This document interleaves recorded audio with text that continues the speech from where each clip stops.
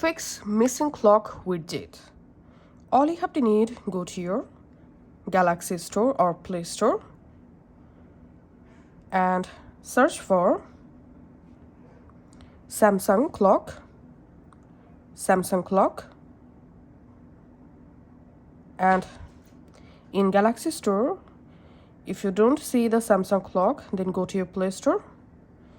In Play Store, search for Samsung clock, and here in Play Store you'll find the official Samsung clock app.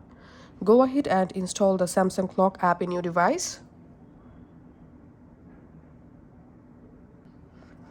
Once it's successfully installed, now again go to your home screen, long press any of the empty area and select widgets, and now here go down and you will find now clock option. Tap on that, and now here you will find all of clock widgets. Now you can go ahead and easily add any of the clock widget just like this.